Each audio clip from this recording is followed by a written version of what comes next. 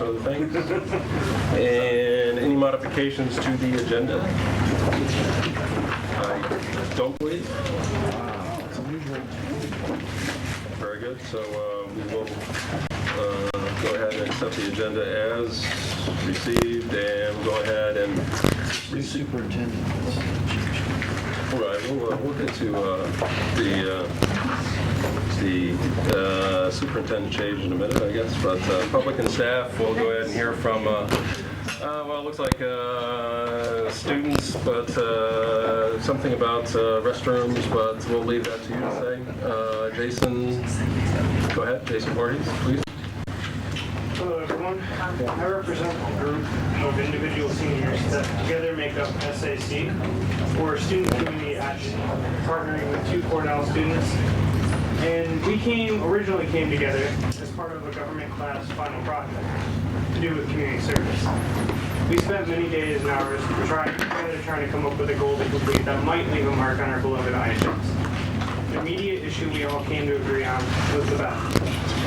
We understand bathrooms may seem insignificant, but so often we see them being vandalized, closed for weeks at a time, and without many doors on stalls or lack of toilet paper. Our main concern with the bathrooms was how they impact the student's life in our own educational system. We know that the school this year and in years to follow are going to be facing tough decisions concerning the budget. But this is a problem we have, and we can begin to fix it now, and even open doors to future action we can take. We feel this is a real chance for the students of IHS to learn to take responsibility for their school and the school group. Specifically, our group asked students to make a pledge that we would have students sign in order to encourage them to take responsibility for the cleanliness of our bathrooms. I'd like to read that pledge to you. We, the students of Ithaca High School, ask that our school's bathroom sanitary conditions improve. The current unsanitary conditions are unsafe, as well as unsavory for the students and the school community as a whole. We understand that it is not just the responsibility of the janitorial staff to keep the bathroom clean. Students share this responsibility. That is why, when students sign this petition, they also pledge to keep the bathrooms at the level of cleanliness they wish to see. Students spend 24,000 hours in school in their lifetime, and the conditions within the school can have psychological as well as physical effects on the students. Unsanitary bathroom affects schools as a whole.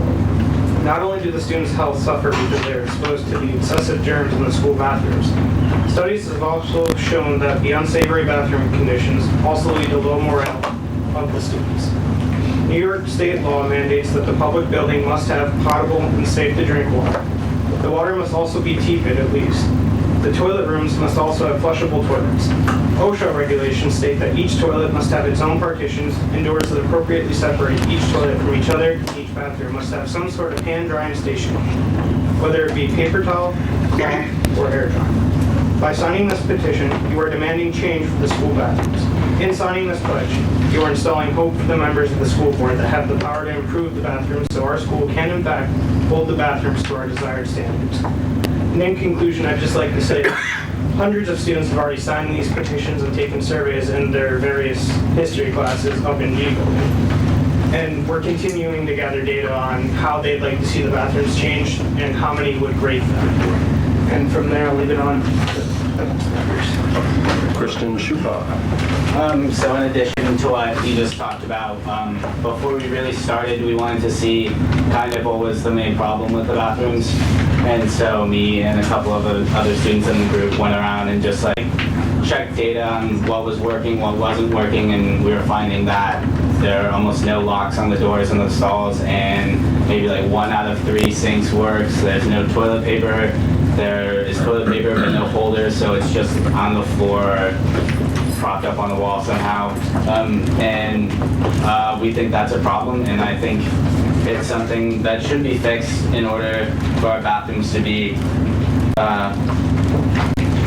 up to standard, I guess. And so we were trying to find what was in the worst condition, and those are the things that all of us thought were pretty much the most important in that case. And so then we conducted a survey, which we handed to all of the history teachers, and it had 3 questions on it. And the first thing was just 1 to 10, what would you rate the bathrooms? 1 being the worst, 10 being the best. And 520 kids took that survey, and the average out of all of it was 2.53. So that gives you an idea of what our students think of the conditions of the bathrooms at the high school.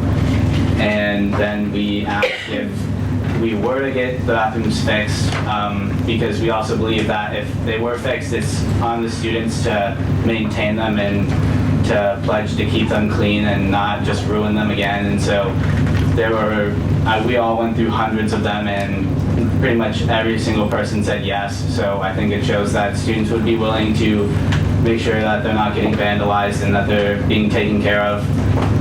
And then we asked if you could change 3 things in the bathroom, what are the most important? And a lot of it was faucets, paper towel holders, doors, cracked walls, mirrors.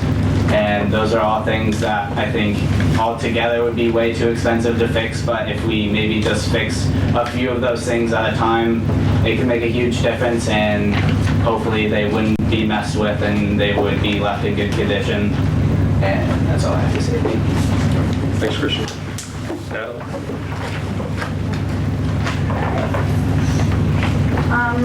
Clean bathrooms are important to our healthy and productive school environment. The Ithaca High School bathrooms, as they said, are in terrible condition right now. Not only are they dirty, but many things are broken or unusable. And I just wanted to say that we don't blame the custodians for this problem. A lot of it is students not taking care of it, but I believe that it's just their bathrooms are like in disrepair. They're bad to begin with, so students don't feel like they should take care of it. So it's like a vicious cycle. Many people I know personally and just people in general just won't use them because they don't even want to go in there. It's pretty bad. So the students can't feel comfortable using their own bathrooms in their school. Then they end up like molded all day, and this can cause health problems such as urinary tract infections. This can also cause students to be distracted in their class if they're to go and they can't, or perform poorly on a test or anything like that. So poor bathroom maintenance can affect students' health and learning, which should be a primary concern, I believe. We've been meeting with other groups in the school, such as student council and site-based council. Student council has some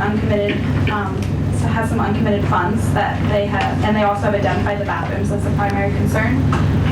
So we've been kind of working with them, and we wrote a proposal that we gave to them, and it's actually relatively inexpensive. I think it's around $600, which isn't that much money, but they are considering giving us some of their money to work on it. And the maintenance staff also said they'd be willing to install the things. And one of our big ideas, what we wanted the money for, was toilet paper holders, because right now it's literally, they just fall off. They don't have them, or it's like very easy to get knocked off, and that's probably the worst thing there, is that there's toilet paper all over the ground, and it's unusable and it's disgusting.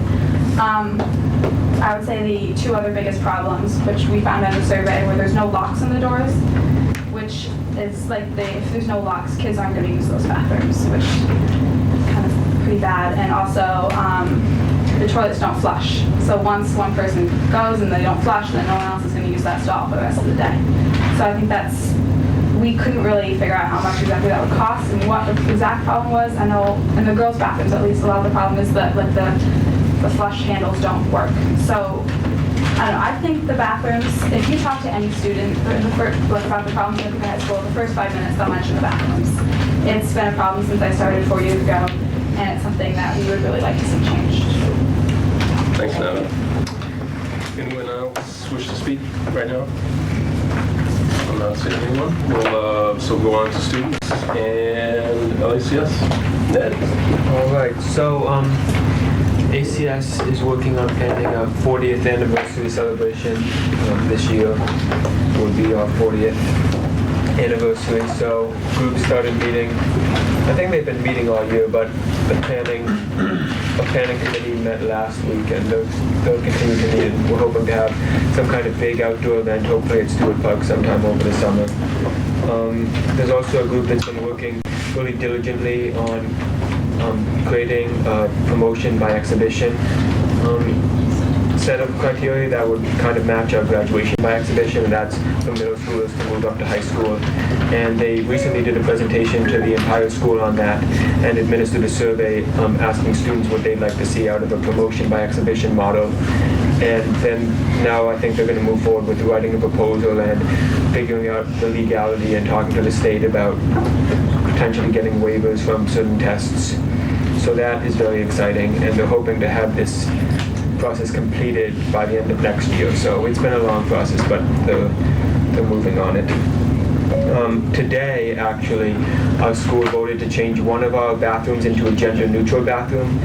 It's one of the bathrooms, the male, I guess there's a male and female bathroom. The male one has been closed for ages because it's broken down or whatever, and so the girls' bathroom will be turned into a gender-neutral bathroom that's open to anyone to use, and it's specifically to make people who don't identify with a specific gender to use that bathroom, but it will be open to anyone, and hopefully that is legal as well. Tomorrow, Students with Disability Committee will be doing a presentation to the school. I don't know exactly what it's on, but I know they're going to break the school into 4 different sections and do a presentation to each one. And then next week is our annual Spring Trips Week, so students will be leaving town or going to school, but they won't be going to classes, and they'll be doing special activities that they've been working to prepare for the last several weeks, so that's a very exciting time. Great, thanks, Ned. Ithaca?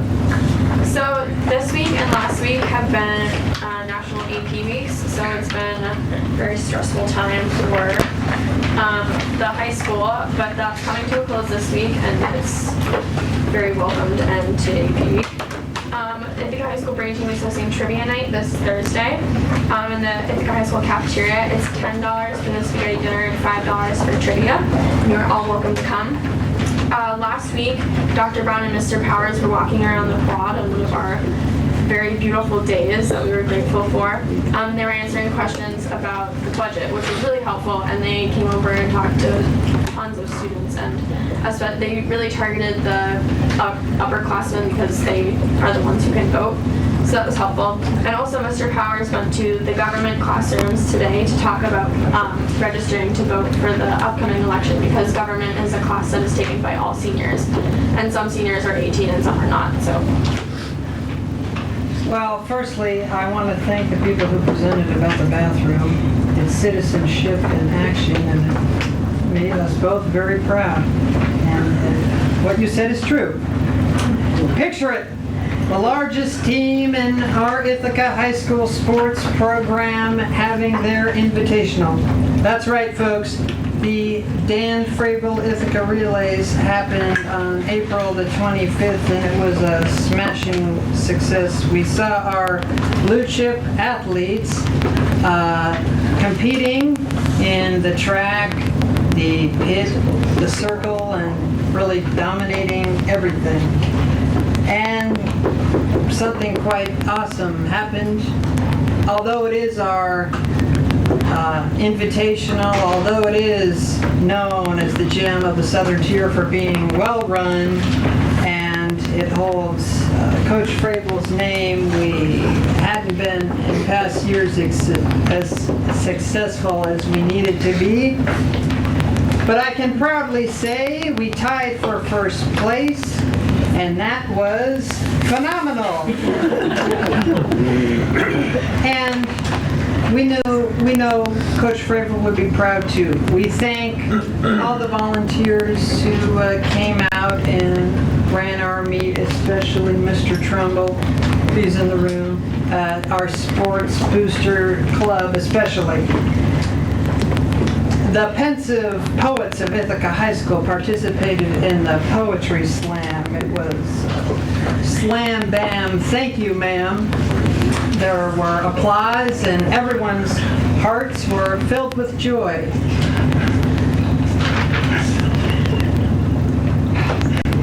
I requested 3 weeks ago that there be a greater congruency between the students and the Central District Administration or whomever about the budget. I can successfully say that that request was met. To add what Michaela said, I'm very happy this is what we need to do. When you go on the district website and every day it's something new about the budget, every day it's some eye-catching piece that explains the budget to all parties involved, that's exceptional. We're still working, of course, to inform. Mr. Powers gave a presentation. I have heard that Dr. Brown and members of the school board were at every elementary school. Now, Mr. Granger, thank you for your letter to the editor in the Tatler. That was awesome. So, in the democratic spirit, a lot of our clubs are having their elections, and our school-wide elections are coming up soon too. So it's not just the voters who will go and vote on the budget, but at IHS we're going to vote too.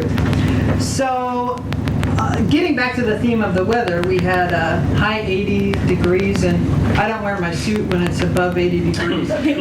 So essentially we see people dressing with this cool weather. And we have announcements such as, students, there is a dress code. Well, I have a great anecdote in support of the dress code. 2 years ago, I remember sitting in an art class. It was very hot. And there was a student who took a class at IHS. She attended ACS. And she was angry about the dress code. She thought it was very limiting, and I disagreed. She goes, Connor, tell me how you really feel. Wear a dress to school. The next day I did. It was a beautiful dress, great air circulation, and it was dress code. I remember walking past the track field and the boys played Roy Orbison's Pretty Woman. It was an awesome experience, and it just goes to show. You can be cool, literally and figuratively, with the dress code. And don't jump the gun, students. Just be creative. So, also on April 25th, the whole 11th grade, not just the students who are in 11th grade English, some are in AP Lang, but went to see the Crucible at Ithaca College. The verdict? Awesome. It was a very impactful show, whether the students were confused or hadn't read the book or thought it was just beautiful. It got them talking, it got them engaged. I want to thank Gina Mario for really, Mr. Harris, you had commented that Kids Discover the Trail, I believe, was an opportunity for kids to come together as one before they get in tracking. And when this tracking happens, they don't have an opportunity to do this. Well, she's been working hard, so the 11th grade is coming together as one. And that is one of the many just this year. I'm very proud to say that we got to go on that. I'm very proud of Miss Amadio and enthused by her too. And that's all I have for today. Thank you. Thanks, Connor. I'm going to stay with my suit, but I appreciate that, Connor. Don't go there, Judy. I'm going to ponder what size dress may or may not fit me. Are there any board comments, responses? I'm not looking at Judy, but she's louder, so Judy, go ahead. Then Pat. I had a couple questions about the bathrooms, because we've been hearing for a long time, and I know Jay has brought it up frequently at board meetings. Are there certain areas where the bathrooms are worse than others? Yeah. Honestly, right now, I think I can list 4 of the guys' bathrooms that have been out of order all week, like last week. And so, like if you have a class in like upstairs H work for like, I don't know, one building and none of the bathrooms are open in that bathroom, you have to like take your time out of class to like go to the other side of the school to get a bathroom. And so I think that's just ridiculous that they're all out of order. And like sometimes they're only out of order for like a day, but downstairs H has been out of order for like a week and a half at this point. And so I don't think it's just one part of the school is worse than the other. I think they're just all bad in general. What about girls versus boys? For girls, I definitely say G building and H, both upstairs and downstairs, are the worst bathrooms. I would assume just because they have the most traffic, but they're pretty bad. Also, the locker rooms are terrible. The bathrooms in the locker room? Yeah, there's at least 2 stalls with no doors. Pretty sure none of them have locks. It's not good in there. No. But we are also next Wednesday, we are meeting with the finance committee. Yeah, for like a smaller meeting, we have more specifics and a bigger presentation for that. Has the nurse talked to you all about urinary tract infection? I mean, because that's It's an issue. yes, it is. They're not that old yet, Julie. I just wanted to voice my support for all of you coming out to talk about the state of the bathrooms. I heard about it for 4 years when my daughter was there, and she said exactly the same things you did and said, why aren't you doing something about it, Mom? And so I'm assuming that we, I'd always heard that Finance and Facilities was trying to work with the energy audit to do something towards the bathroom and work. And it happens to be on the agenda tonight. That's what I thought. So, so thank you all for taking this seriously, because it is a serious issue, and you shouldn't have to put up with this. And I personally pledge to work harder. Go ahead, Sean. I just want to reiterate what Brad Granger said a second ago. So the students, thank you for your presentation. I've been on the board now for 5 years. I had a child that graduated from Ithaca High School in 2006. This is a long-standing issue. With that being said, as Brad mentioned, that we happen to have on the agenda later on this evening a conversation about an energy performance contract. So you all did a great job of mentioning trying to balance the student needs for clean bathrooms, which is an absolute necessity, and some of the budgetary constraints. And so what we've been trying to do is figure out ways in which we can fund pretty much a complete overhaul of our bathroom facilities, including water quality, including air handling. And so it's not going to be in time for those of you who are seniors, so we apologize for that.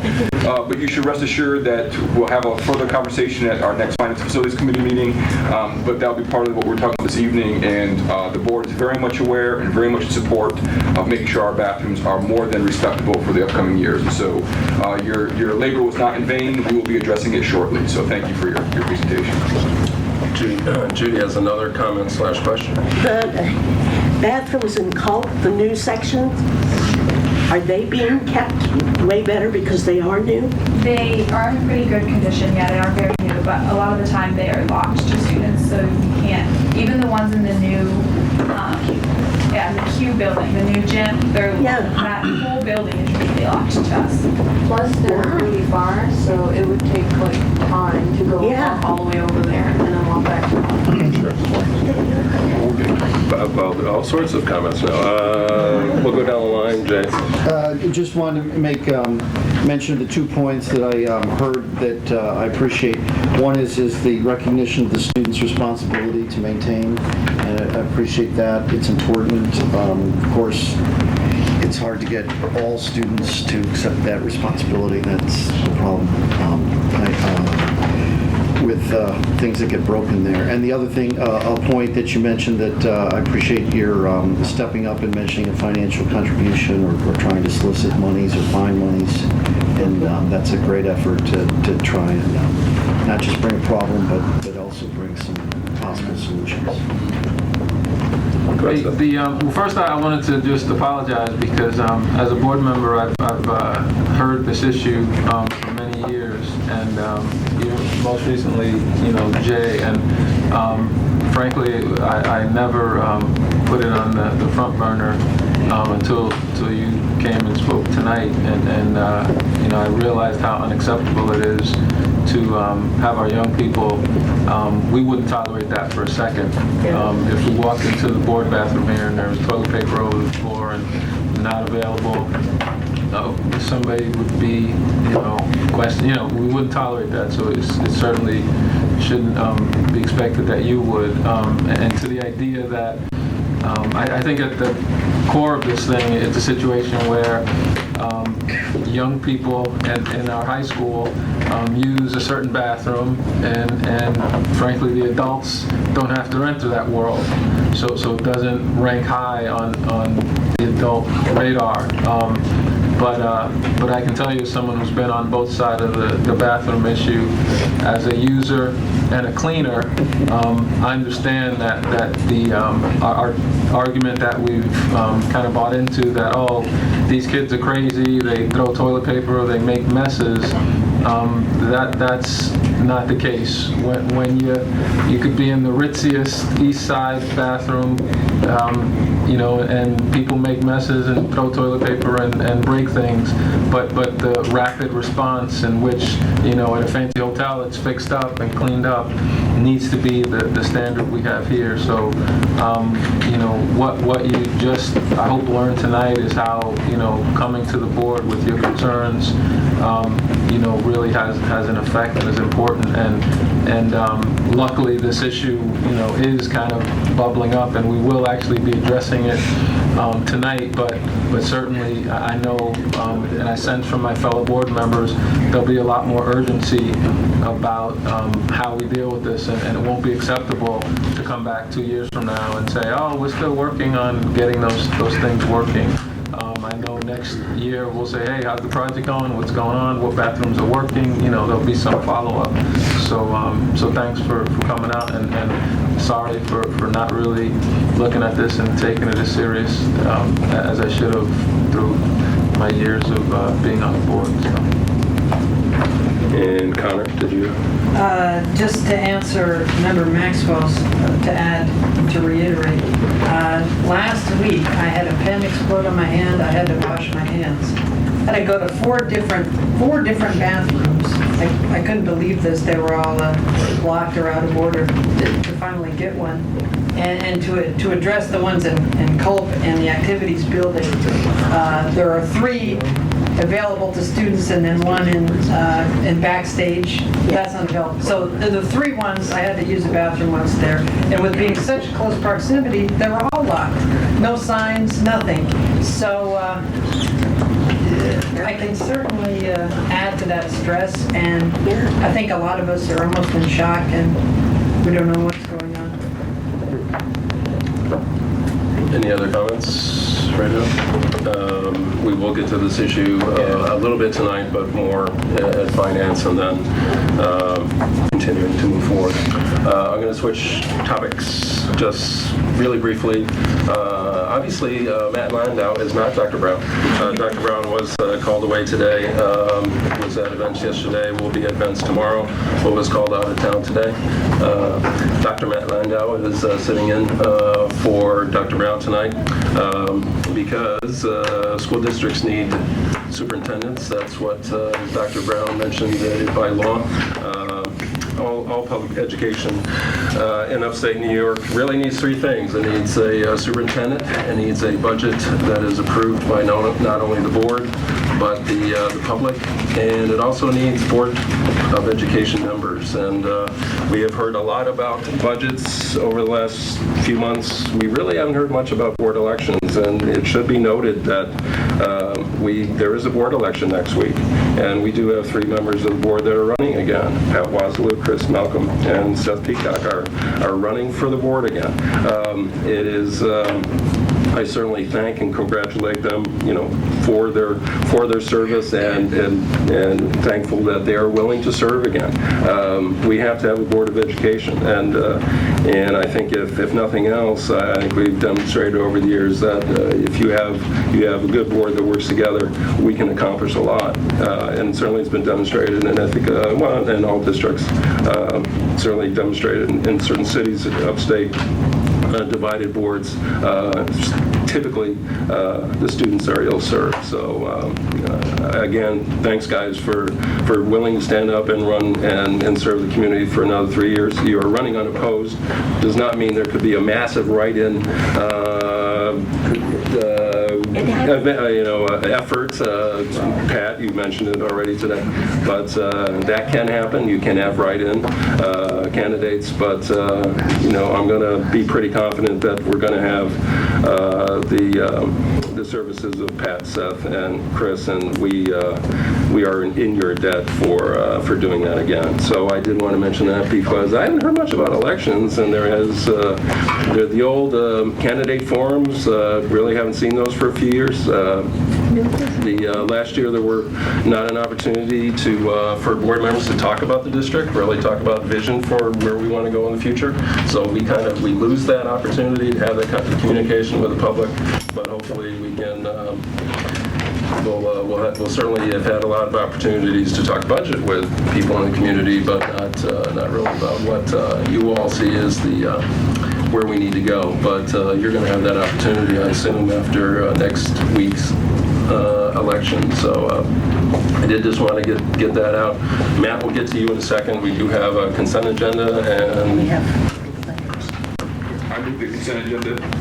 Second. any questions? Pretty short. All in favor? That's you voting, Judy Max? Yes, I did. Okay, sorry, and that is, I guess I need them again. So that's Sean, Judy, Rob, Jay, Pat, Seth, and Eldred, and Chris. Those opposed, abstaining, would be Brad. So consent agenda passes. And now, Matt, the superintendent's report, which will be whatever you want it to be. Because you're the man. You are the man. So tonight I am not only the substitute superintendent, but I'm also the opening act. We have 4 fifth graders from Cuyahoga Heights. Allison Scott's fifth graders, and they're going to be performing. I'm just going to say a couple quick things before they begin. We just wanted to acknowledge the high school seniors that spoke tonight. Dr. Brown is just gone for today. He will probably be watching a recording of this meeting at 5 o'clock tomorrow morning, as I know him well. And so he will be on this and already is aware of the issue, but we'll be working on this probably starting tomorrow. I just want to say on behalf of the administrators in the district that the way it was presented tonight, both in a thoughtful way and also the use of data, and the fact that you're working through a process, not only coming tonight, but then also committing to go to a committee meeting next week, shows the level of engagement that I think is really exemplary. So I want to thank you for starting the process tonight with us. Connor, I also wanted to just simply also acknowledge that we have been out talking about the budget quite a bit. We have met at every single elementary school PTA. Our last one is tomorrow at South Hill. We've had board members and members of the executive team at each of these meetings. We had board members and executive team members also at the secondary PTA, which was a combined meeting.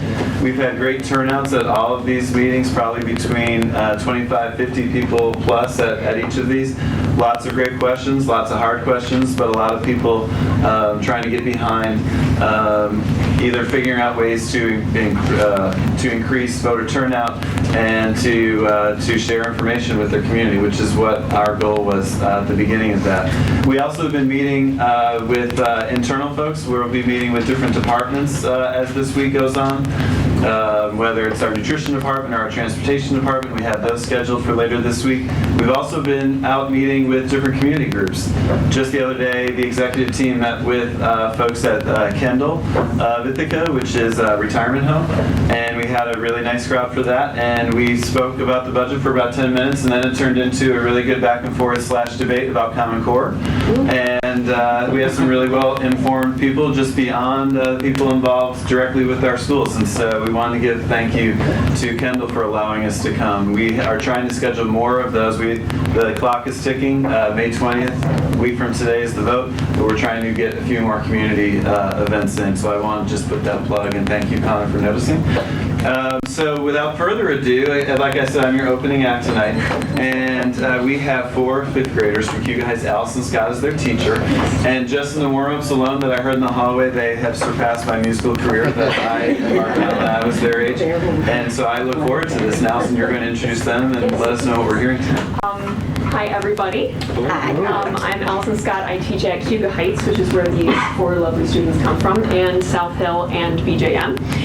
This is my third year teaching at Ithaca City School District. It's also my last year teaching at Ithaca City School District, so it is a great honor to be able to perform for all of you tonight. I'm getting married this summer, and he has a job in New Jersey, so we're going there. It's not because I don't want to be here. I do want to be here, very much so. I don't know how there's going to be a place that can top the care and support of the arts that Ithaca has. So while you're listening to these four lovely students, I'm going to introduce them in a moment. Please consider that no matter what happens next week, the 21st century skills that we are trying to teach our students do also include them being humans. And the expressive academics that we have in the elementary schools involve being human. And so I hope you feel a little bit human while you listen to our Bach chorale. This is Davin playing French horn, Jayan on clarinet, Clea on trumpet, and Miguel on oboe. And we'll be playing a Bach chorale after we play a couple notes, make sure the instruments are still good. Let's go at our first note, make sure your reeds are still where they should be.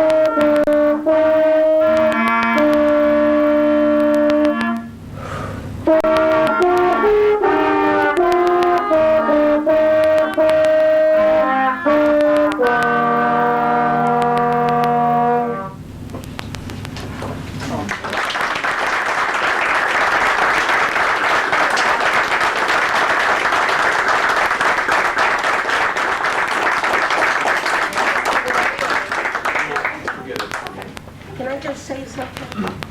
I used to be a teacher at Boynton years ago, and I know they're waiting for you. Very good. Awesome job, guys. Yeah, it's great.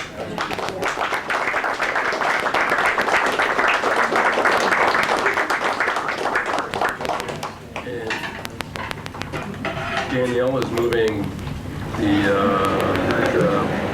furniture, stagecraft. Scene change, there you go. Because we will be moving into a bit of an introduction and in way of talking about our energy performance contract, which has been in the works for quite a while, actually, and been dealt with in the Finance Committee quite a bit and at the board level, but probably the community is a bit unaware of what we are endeavoring to take on. And so now is the time, as I'm talking, for people who are going to speak about the energy performance contract to probably come up here. Thanks, Paul. I was just killing time, so time. So Paul Alexander certainly will introduce everybody, and we'll go ahead and get started. And Paul, you don't have to talk about bathrooms the first thing, but eventually. I may take the opportunity. Yeah. So at some point, Paul, certainly. Yeah. Unfortunately, we collectively don't have the talent of one of those students. has. So we won't be performing anything here tonight, which is probably for the better. But I did want to say, though, that part of the energy performance contract work does involve updates and upgrades to the bathrooms. But just to piggyback off that, while we were waiting to see what work we were going to be done, we have begun the process, and we committed, we being the facilities department, committed to renovating a couple bathrooms, and that began last year. And we were able to do the ones in the city with new fixtures, new lights, and that, and new doors on front with appropriate locks. So we are aware of the issue. We're going to do everything we can to make it work, and I do look forward, and actually exchanged an email, I look forward to working with the student council and any of the other students that are interested. I think I may appreciate it more than anybody in the room, the willingness to commit to sharing the responsibility, and I think it's a great start. But back to the topic at hand. About a year ago, the district entered into an energy performance contract with Train Corporation. And since our kickoff meeting was last, I believe, September, there's been an extensive amount of information gathered regarding potential projects and the associated energy savings. It's been a true collaboration with the district, Train, Nove engineers, and many different contractors. And as Train is nearing the point of presenting their project proposals to the district, they would like to share a brief update where they are in the process and what the next steps are. And with us tonight are Neil Reeser from Train, Mark Ditch from Nova Engineering, and Jeff McKenna of Hunt Architects and Engineers. And they're here with to answer any technical questions. And for a brief overview, I'll turn it over to the capable hands of Neil Reeser. Good evening. Thanks for having us. Just a couple of facts before I get into exactly where we are. In case you're kind of questioning, why the EPC, why are we doing this, why are we looking at this? Energy markets for a number of years prior to 2012 ran pretty flat. But in 2012 that changed, and natural gas prices spiked by about 50% to today's date. Electricity has gone up about 25%. So if you think about that, that's a huge increase, and that creates a lot of budget challenges for the district and for every district and every business, as a matter of fact. So anyways, that's the best reason to be entering into an EPC, is that we can help you manage the risk associated with the utilities and the volatility of those markets. Anyways, I thought you might be interested in that. As far as the project goes and where we are at, Mark Ditch with Novea has been doing the energy audit and has actually completed the audit and is metering and has assembled a list of what we consider energy conservation measures, or ECMs. He is in the final process of detailing all of the things that he found into a report, and it's a very lengthy and involved report. And he is, as I stated, finalizing it, tweaking it, and kind of massaging it in order to turn it over to us at Train and Hunt to review. And there'll be some collaboration back and forth as far as all of his findings, and then that report will be turned over to the district for your use. So that's a major milestone. That was quite a few months of work that Mark put in. I don't know, Mark, if you have anything you want to add to that, or if... No, you summed it up pretty well. I think the main reason that for the report is so that we can submit it to SED so they can approve it for funding. And also it's used by the state, NYSERDA, the Energy Development Authority, to incentivize the project. So they give a certain amount of money for every kilowatt hour and every therm of gas that we save. So, but they've got to see it on writing, and it's got to be very detailed. So. And you can imagine the size of your campus, the thickness of that report will probably bring it in on a hand truck, but that remains to be seen. As Mark is finishing up his report, Train and Hunt has started to assemble scoping and construction documents for various trades. We are in the process of validating the various measures that Mark has identified, and we are actively in the process of having contractors bid them. We are putting together a firm fixed price for the various measures so that we can assemble a cash flow and a savings summary so you can see what the measure will save the district and what it will cost, and that needs to fit into an 18-year simple payback that SED requires of all energy performance contracts, and we're very deep into that. Hey, can I ask a question? Sure. I think this is your first public presentation. I know you've met with the board before. Yes. Can you tell us what this energy performance contract is and how it works briefly? As far as the mechanics of the contract? No, just generally, if a person is watching this meeting, just kind of like you walk us through a basic explanation. Can you just... Okay. Basically, what we were brought in to do was evaluate all of your buildings, all of your facilities, and look for areas that we can save money, whether it might be lighting upgrades, plumbing upgrades, advanced control strategies with the air handling and boiler systems and chill water systems. We evaluate all these particular systems, and we come up with ideas on how to, again, optimize them to save you some energy and hence money. So you put in more efficient lights, and that'll save us money over the next 20 years? Is that kind of... Correct. The SED requires that anything we do in an energy performance contract for a school district meet a simple payback of 18 years. So everything we do must fit into that return on investment. And as you stated, we would, in the case of lighting, we would maybe change out bulbs and ballasts in order to get a more efficient lights. As far as a boiler plant, we would change the boilers and put in higher efficiency boilers.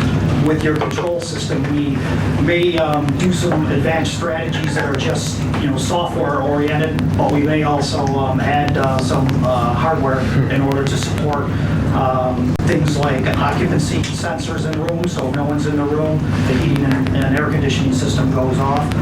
Or we might do demand control ventilation, which we would measure the CO2 concentration in a room, and we would adjust the amount of outside air that is let into the room. So the cost of the upgrades are paid for by the increased efficiency, so it actually winds up not costing the district money to have better equipment. Exactly. You get a number of different benefits from it, as you stated, in that first off, you're saving energy. Second off, the project is cash neutral. It has to be cash neutral based on SED's regulations.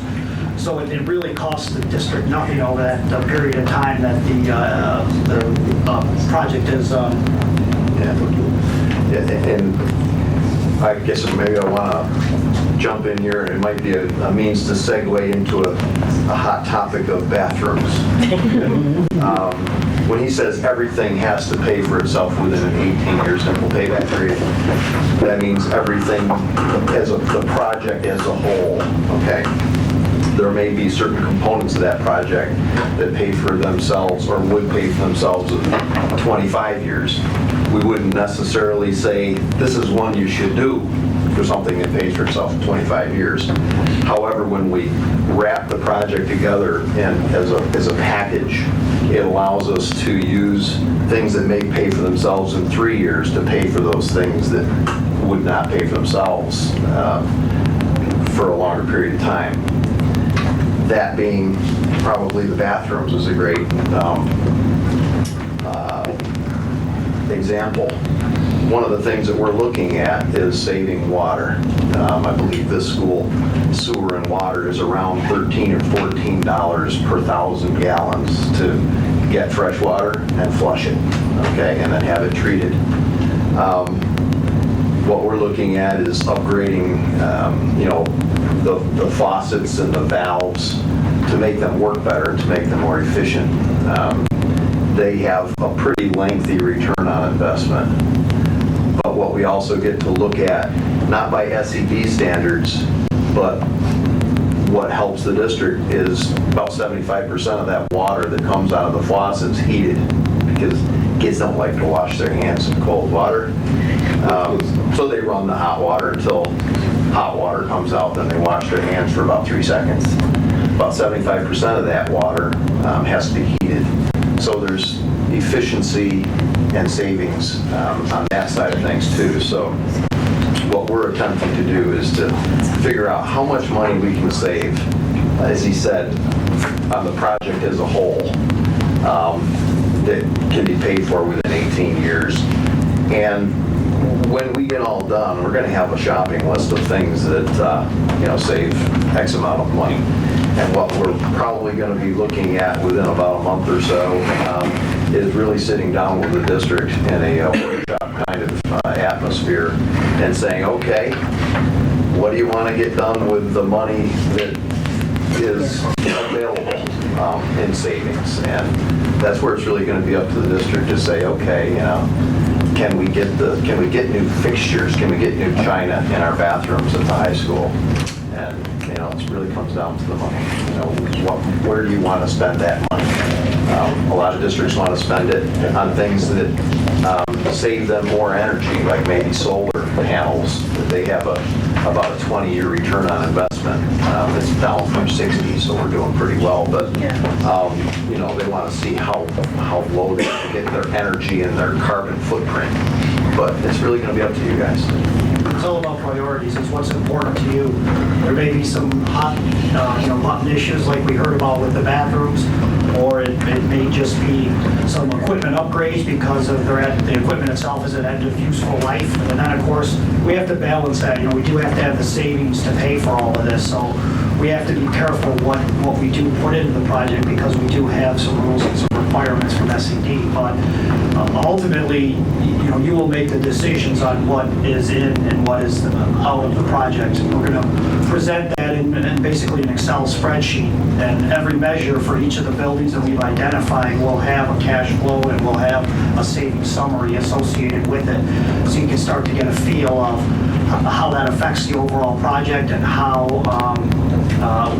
what you're getting, kind of bang for the buck, so to speak. And as Mark pointed out, we're very close to that. We anticipate having our first savings summary in 2 to 3 weeks, and we are planning on sitting down with Paul and Amanda first and doing kind of and Hunt, of course, and doing a first blush at it and showing them what we've got, where we're at, and talking about it. And then we would take the input that we've gotten from the maintenance department and from Amanda, and we would massage that savings summary, and then we would bring it to the board to review. And we would be able to sit down again, put it up on the overhead, and we would be able to review item by item all of the scope and savings measures per building to really any level of detail that you would like to go to. As much faith as I have in our facilities committee and my fellow board members, we know nothing about fluorescent lights or water usage or things like that. What in terms of how you present this, you said you'd give us an itemized list detailing the savings. Does it then become obvious what we should do, or do you have kind of your go-to improvements that you're like, you'd be foolish not to do this? I mean, you've obviously done this in other districts. I mean, are there things you're going to recommend that we absolutely must do, that no-brainers, or? There are a number of things. We're going to help guide you, through the process, and we will make suggestions. We'll tell you the things that we think you should, put a lot of emphasis on and consider. Because, again, as we kind of mentioned, we do have to have a fair amount of savings in order to pay for not only the work associated with the savings, but for some of those other things that I'll call like a wish list or a priority or something that you just don't want to hear about anymore, you just want it taken care of. So yes, we will make suggestions, and you hit the nail on the head with lighting. Lighting does pay for a lot of stuff. Lighting's paybacks are typically very quick. So because they are so quick, that means that we can include other measures and other scope of work into that project because the lighting pays for it. Brad, go ahead. I heard you say 2 to 3 weeks for your first, and our facilities meeting is next week. So am I to take it to mean we're not going to be ready for that meeting? I don't believe we will be, no. All right. We're looking months at Okay. Reschedule, or you can have that meeting? I got to talk to Amanda, but well, we still have to have the meeting because we'll have the long consideration of accounts for the next voting meeting here, so we usually review those. So we'll still have to have that meeting. So then the question becomes, do we want to schedule another meeting early in June? Okay, so we may be looking at another meeting.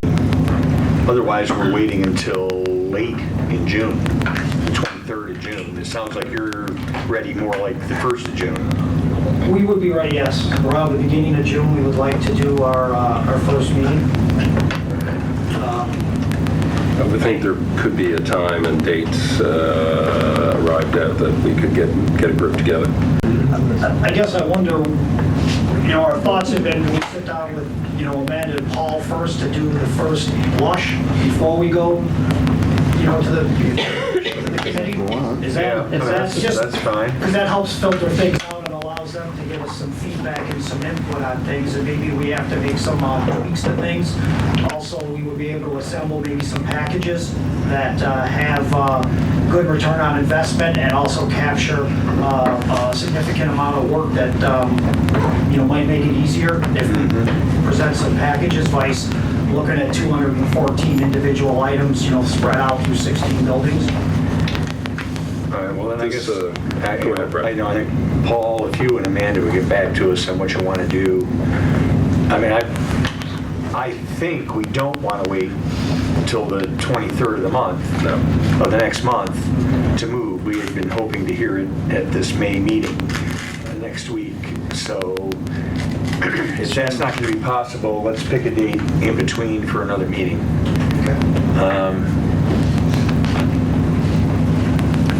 Sorry, just... No, anything else, Brad? No. I was just, if we could, just clarify, the guarantee, implied guarantee, this is a contract. There is some guarantees in place for the district that there will be savings, and there will be enough savings to pay for the requirement of SED that it be guaranteed. Right, so I guess if you could just explain that guarantee piece just for the This folks. being a public meeting that's televised, I know we're asking you to repeat some things you've told us before, but that's why. No, that's okay. Yeah. And not all board members, we're at the meetings that some of us were at, so there is a guarantee, and so, go ahead. Absolutely, and as you stated, Trane does guarantee this project. We guarantee the energy savings, so if you don't save the energy, i.e. the dollars associated with that energy, then Trane has to come to the table, and we would either A, have to cut you a check, or B, which is another option, be totally up to you, we could actually do some additional scope for you in order to get to the point of reclaiming those savings that we didn't see. Typically that doesn't happen. I will not say it has never happened, but typically that doesn't happen. We don't get to that point. We have been very good at realizing the savings that we have calculated and anticipated. But that does, Chris, but that does get to the project formulation a bit between what is doable, what does save, what we might like to do, but may not pay for itself over the next 40 years, and that really doesn't quite fit. So it's part of that. We have to have honest expectations of what we can do within this contract. This is not a bond referendum whereby we add on and build things. This is, this isn't a wish list. This is what can we do that will be economical to the district, be within what SED requires, what Trane is willing to do within the contract. So it's a fairly complex process, but there are the no-brainers. There are the obvious things, and we may indeed be able to do some of the projects that we really want to do that we have been waiting for a bit to see if they does fall within the energy performance contract. So that's why we have been waiting for the students' sake. we've been working on this for a while, but so there's a lot of moving parts here. And Chris, go ahead. Sorry. And I think it's important for you guys to mention that you are in this for the long haul, so it's not like you do the research and the study and bring this to the table and then get us contracts and walk away. You are here through the process, correct? Yes. Yeah, we're here for the long haul, as you stated. Every year, we're going to do measurement and verification in order to prove the energy savings that we have laid out to you. That will be given to you in a form of an annual reconciliation report that you can review, and we would, of course, come with the report, sit down, review it, and discuss it in any amount of detail that you would like it discussed in. So you'll see everything in front of you, and also, quite frankly, you're going to see it in your utility bill. When you look at your gas, when you look at your electric, when you look at your water, you're going to see that reduction. Right, and those funds that we used to pay for utilities can go to, well, we're in budget, pay for teachers, pay for classroom, pay for... Anything that you would like, that would be your choice to that's take that's the whole idea. Jay, go ahead. Couple quick questions. So I'm not on the Finance Facilities Committee, so maybe you've probably covered these as well. But Hunt are you our construction manager, or how do you fit in? We're the architect engineer of record in the school district. Right. The SED requires that an EPC project get construction documents put together, submitted to SED to get the building permit to do that actual work. So all along now, we've been working in partnership with Trade, helping them look at energy performance items that can include in the list. Once that's compiled, we're helping Paul and Amanda and the school district decide what will be the best for the district to do in the future. We'll also see this work all the way down through construction, make sure that the work actually gets installed per code, making sure that you are receiving the items and the equipment that you're paying for. So you initially started by saying that you're there because it's a requirement of the state, but are you our guy? Yes. Gotcha. Okay, I want to be clear on that. I want to be sure, okay. I would add that, Hunt is, when I first started this, I didn't know anything about the district, so they were very involved in getting us up to speed on. It's not just where the energy savings might be, but also those things that really need attention. I think the prime example is the pool facility, the ventilation unit for the pool facility. So he kind of helped me get my feet under me as to where I need to prioritize things. It's not all just about where can we save the most energy, although that helps fund everything else. It's also where the needs are. Yeah. So. Go ahead, Jay. And when construction, we pick project further down the road, we pick projects from this menu, and they're being done.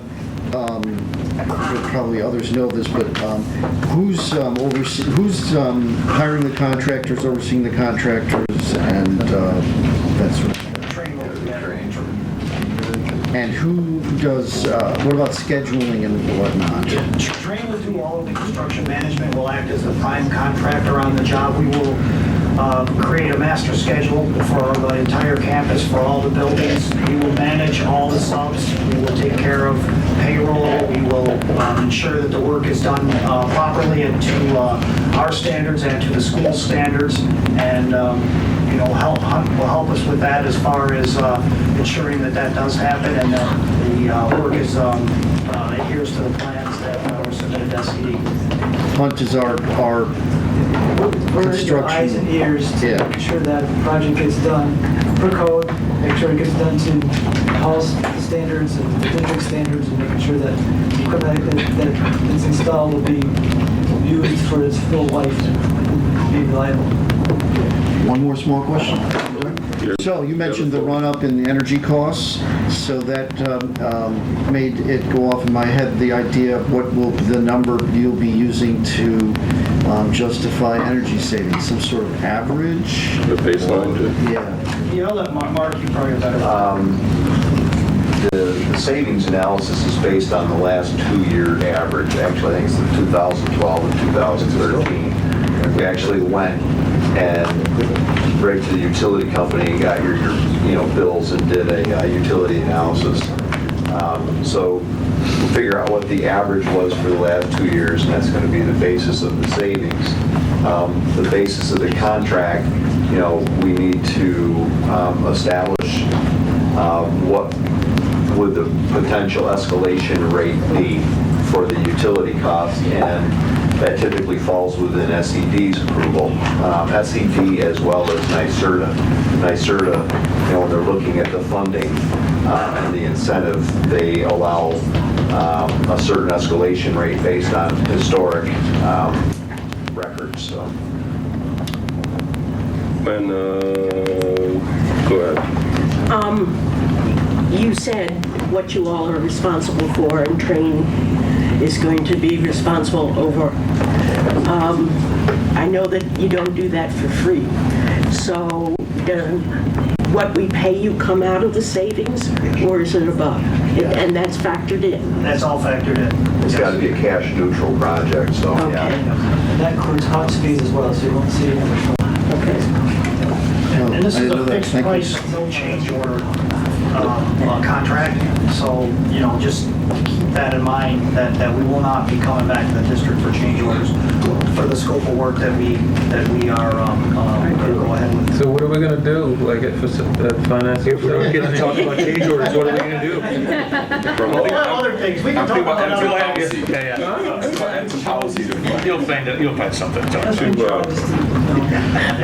To that point, gentlemen, and Seth mentioned change orders. It's no secret that this district, through the support of the community in 2007, passed a $98 million bond referendum for building upgrades. And so we did, and that was one of our first questions. Okay, we redid the sidewall curtains at Caroline, and new boilers, and new HVAC at Point and DeWitt, new lighting. So really, what's left? And of course, the answer is we did a lot, and thanks to the community, we did a lot. But there's much, obviously, with multiple places. I gotta tell you, it was a little bit daunting at the start when I first started to look at your school district, because you're in much better shape than most school districts when it comes to your energy and your footprint.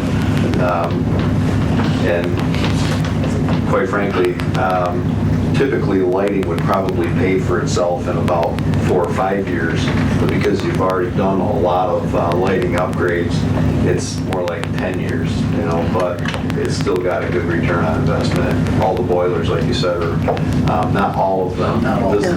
Right. If you have a number of buildings that need some attention. But a majority of the elementary schools, as well as the middle schools and stuff, have got very efficient HVAC, equipment.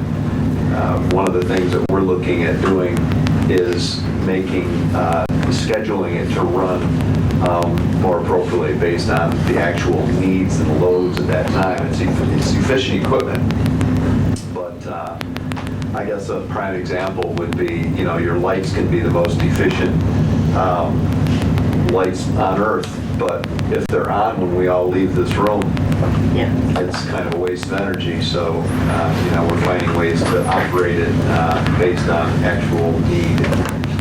It's one of the things we're looking at.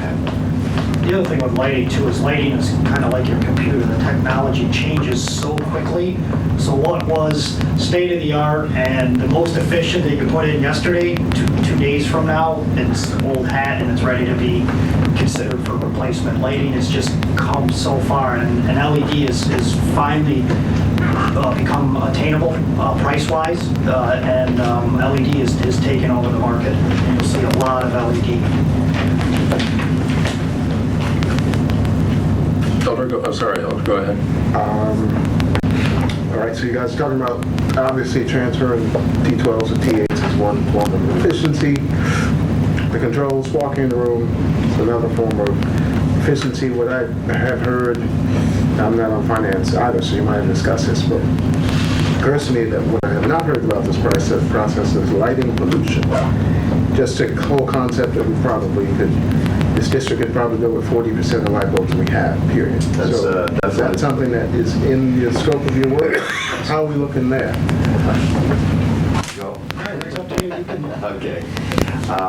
Definitely part of the lighting improvements is to, they actually come through the light meter and identify areas that are overlit, and we de-lamp in those areas. There's a term? Yep, it is. Most of your exterior lights, not so much here because you do have some solar lights and whatnot around the ball field, and some of your schools have solar lights in the parking lots, but there are a significant number of lights within the district that are still high pressure sodium or metal halide, which you're right, they're inefficient in terms of where the light is. So yeah, we're replacing a lot of those with LEDs that have a different fixture type, so it shines it down on the parking lot and not up into the air. So it's really a combination of things. So you're getting rid of the classics? Yeah, those shoe boxes that glow nice and orange, we're going to probably take care of them. Does it still come along with that same beautiful hum? Yeah. Yeah, the hum goes too, so it's much quieter. I just want to be able to see a star from the football field. Yeah. One star. One of those. Live out there, we can see all the stars. But as we turn off lights, there are areas probably where we are not lit enough for safety, security reasons. So that's always a concern with events going. Rob, it's not called turn off lights, it's called D-light. De-lamping. We may de-meeting soon, but it's any. I mean, so we always have great conversations. We're talking about this. Our charge always is to be as efficient as possible. We didn't just do this because we are looking at budgets that are in more stressed than they have been 10 years ago or however.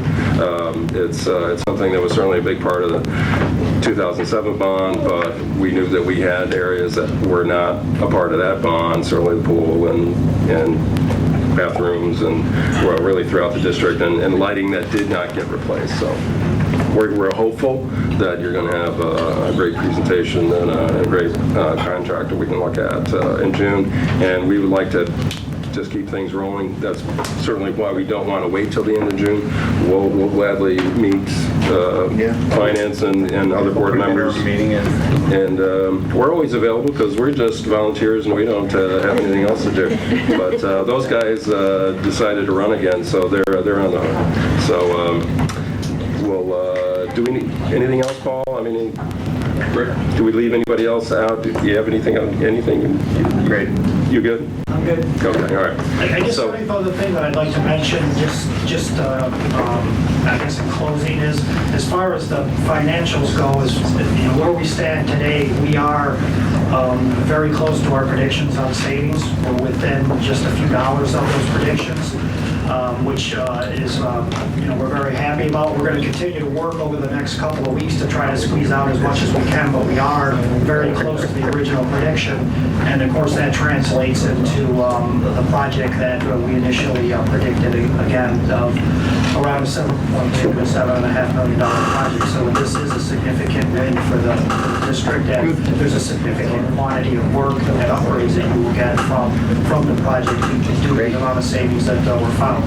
So anyways, I thought you would be interested in that. We're still on target. No, exactly, and to that point, Train would not be interested in entering into a contract if there was not an opportunity for Train to do the job and an opportunity for us to make savings. So it's going to be a big positive. So we appreciate it, men, and we'll see you soon.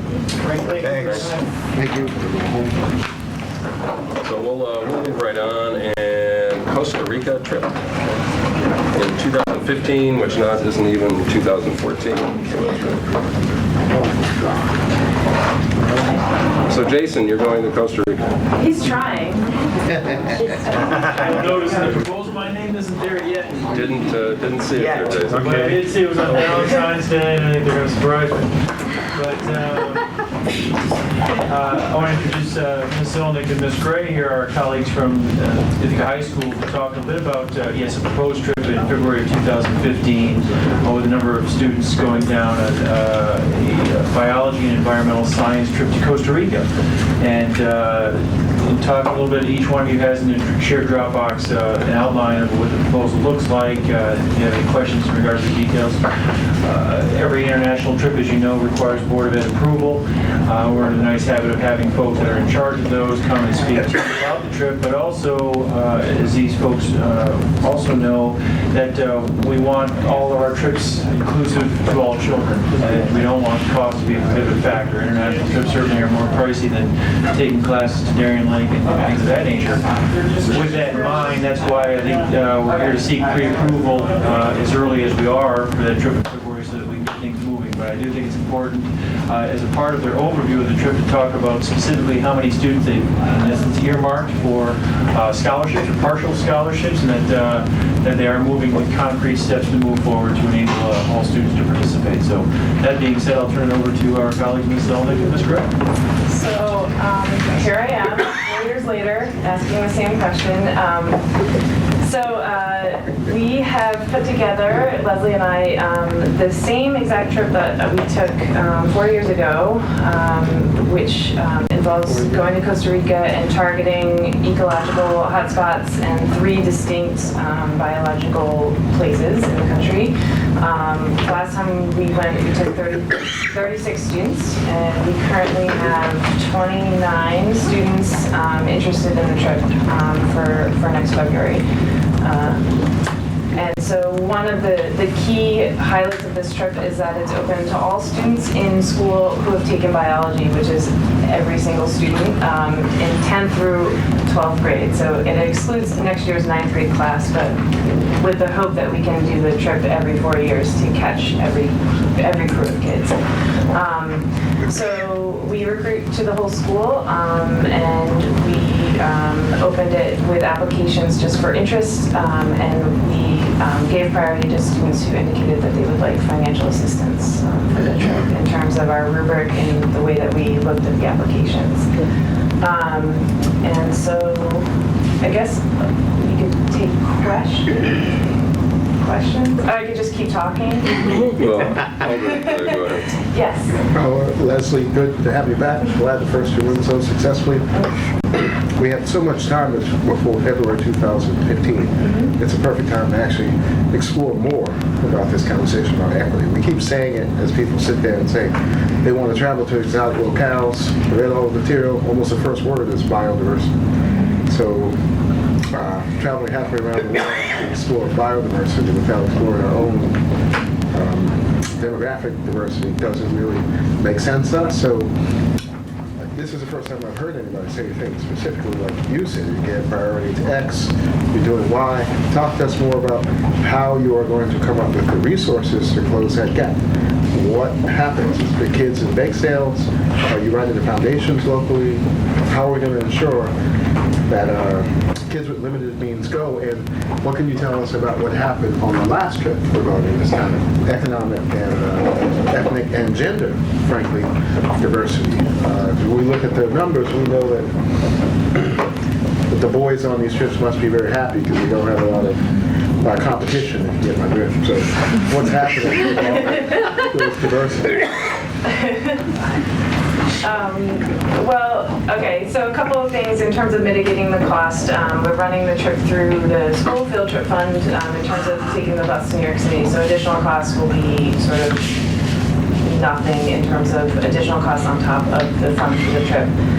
The funds for the trip are about $2,200, which is about half the cost of all the other international trips that are run out of our high school currently. And so in terms of diversity, I think we've opened up to a wider array of students. Every student, in order to graduate in New York State, has to take biology, which means every student is invited on this trip. We, as longstanding teachers in the district. We've known a large group of kids to come through and have really made an effort to target and invite specific students to allow for more diversity. We've written specific letters to specific students to encourage more boys. So we've done a lot of that. In terms of cost mitigation, there's no way to mitigate the entire cost, but this is the first year that we're going to use crowdfunding in order to raise money. We've also designed a really cool Ithaca periodic table t-shirt, which I will be expecting all of you to purchase. It's like ITH in the periodic table, and it says 18.74, which is does anyone know that number? No, I don't know what you're talking about. I know, Seth is confused. So 1874. Yes, we started high school. All right. So anyway, when you say you understand, Started at public high school. yes. 1825. Yeah. So anyway, we are doing some more stuff this year in terms of acquiring more funds because we had more students in asking for financial assistance. Last time we went, we used what was the Target. It was, I don't think Target gives us money anymore, but it was the Target money. They used to give us about $3,000, which we gave to specific kids who asked for financial assistance. We also have a lot of parents involved this time who are looking at specific fundraising, including water, using water, buying water bottles or some renewable, reusable items. So we're trying to do stuff that sort of fits with the idea of the trip in terms of resource usage and raising funds that way. But I think we've sort of expanded more in terms of what makes money and what doesn't. And clothes make money, and candy doesn't really do it because it just sort of buys you diabetes, and that's about it. So. And just to add, we have 29 students who are currently enrolled, and between 7 and 8 have expressed needing financial assistance.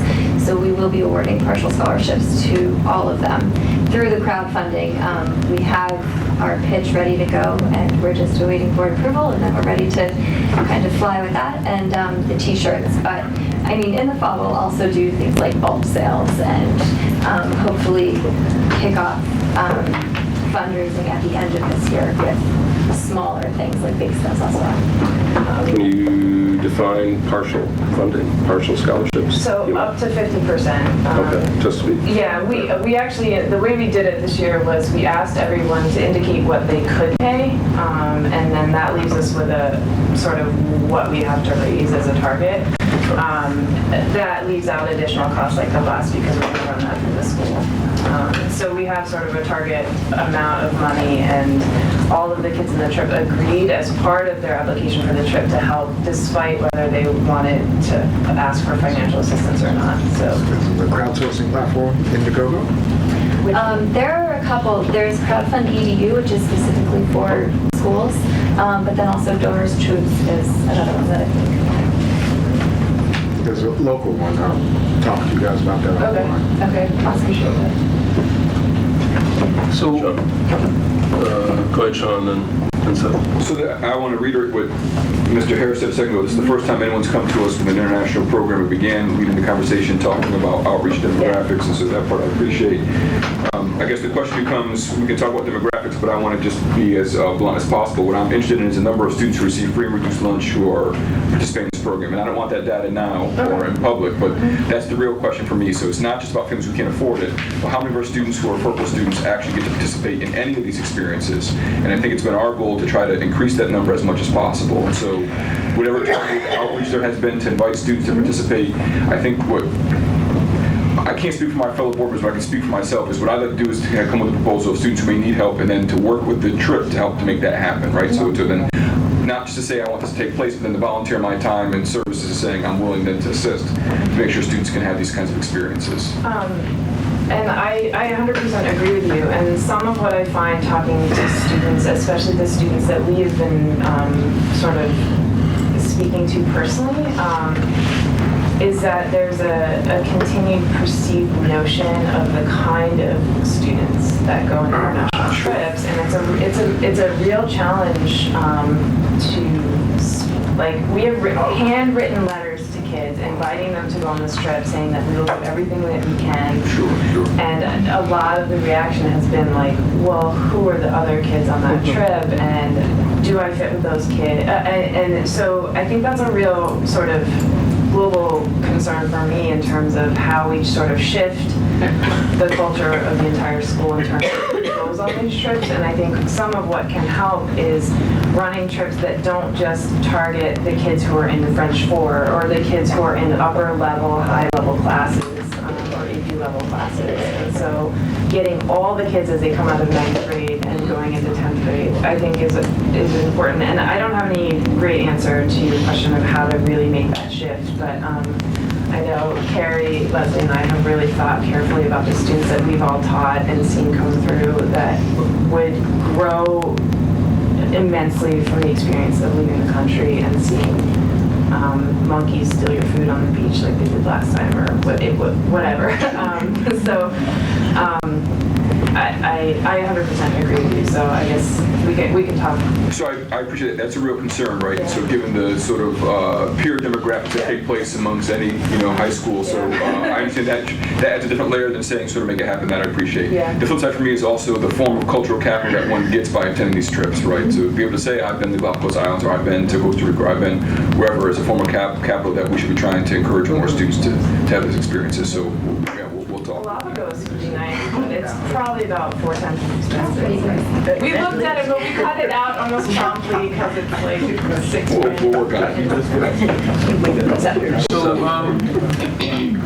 this is ironic because I was prepared to throw the gauntlet down on these field trips because I sit here many times before and say, hey, what are you doing to get kids who can't afford it in? And everyone kind of gives it lip service, and you probably have thought the most about this and actually presented more information about what you actually intend to do. So that's good to hear that your plan actually is early, and it seems that you actually have a plan to reach out to kids and try and get money to open it up so that all of our students can have access to such a fantastic trip. Wait, were you really going to throw the gauntlet down? How Taylor Marlin? Yes, and that's why I can speak to. And Chris just came back a couple weeks ago, but so. Wait, from Costa Rica? Yeah. Oh, okay. But so I mean we know the value of it, but Leslie torn biodiversity. Sure was. I'm so confused.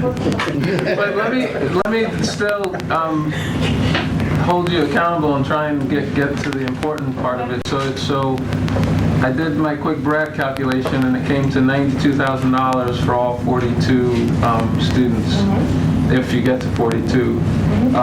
How much do you think what's your plan for raising of that $92,000?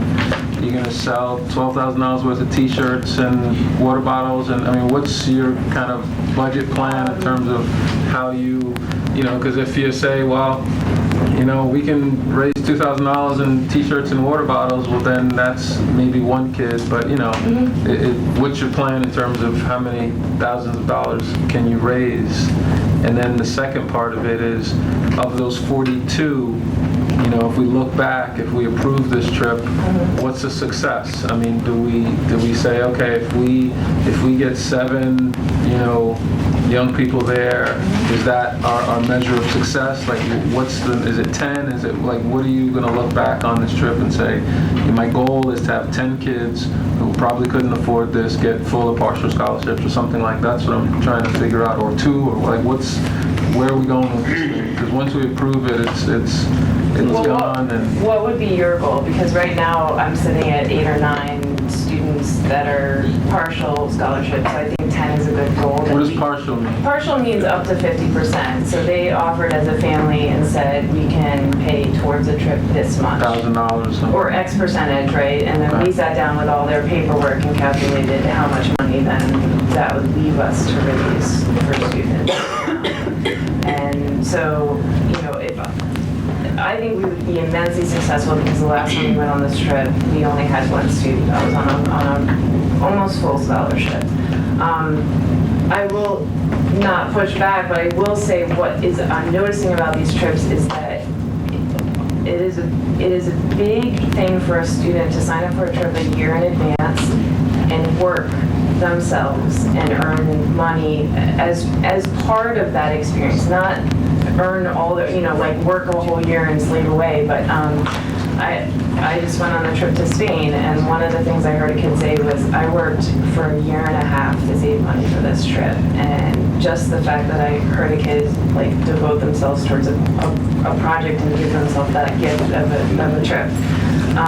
So I think that's one of the reasons that we are so far out from the end date. So I will say that we've talked with a lot of kids about thinking carefully about how they can also contribute themselves as well as their families as well as to the sort of large scale fundraising. So I would say right now, I would say if we could get 10 kids on partial scholarship on the trip, up to 50% of their costs covered, I would say that would be very successful. But I would also ask you to think about if you do or do not want to continue these trips, knowing that number ahead of time in terms of the number of kids you want on partial scholarships would be a wonderful thing to know heading in, because I think that would help us as we go into those planning stages. Well, first of all, I absolutely support these trips. In fact, some of my colleagues, I think Pat is always harping on the academics. What I'm like, just go and the experience. Yeah. So I'm not that tough. But I absolutely support the trips and going to all these places that we send our students. But what I don't support is the kind of limited opportunities that we have and how we address that. And I think there are ways, and this has actually, like I said, been the most thorough presentation about that. And so I'm not as, but I will ask and tell, I think the 10-9 number is what I had in mind, that's about, I think that's right. And what I'd like you both to do is to show this kind of leadership, in all trips and make this the kind of culture of what our expectations are, broad trips, not that there's anything wrong with a trip for a particular class, but how do we broaden that if so that. And I will say, I think we're the only trip that has an application which asks questions about why you want to go. And what we did was look for interest in ecology, biodiversity, leaving the country. So we prioritized kids who hadn't left the country or hadn't been on other trips. So for example, we sort of graded them and said, they've already been on a trip or left the country or traveled internationally, they get less points than a kid who hasn't had those experiences. Who's the we? We had a team of teachers. It was a team of teachers from the science department that just passed applications around. So we were trying to make a fair, comprehensive process that really involved a lot of factors and took into account a lot of different characteristics about a student and their interest and their financial ability to come and all of those things. So it wasn't just if you want to come. So. Hey, and just for policy, if we could think in terms of our policy, I don't know that we require an application to these trips in our policy. Well, and by no means that the application was a little bit, we were open-ended with the application, but I think it did help us know who we were taking out of the country, which is always important. Hey, one last thing. Why do we have to approve this now? Why can't we wait and see if you do everything you just said? It causes massive stress for us. For you? Yeah. Oh, okay. Give me something else. We want to start fundraising. Can you do that in 6 months and come back in September or something like? I mean, why would we hold not? I mean, if we're going to say we mean this, why does it make sense for me or us to say, you know what? Come back when you actually do it, when you have the 10 kids, when you put this plan in place, when you sold the water bottles. So we'll come back.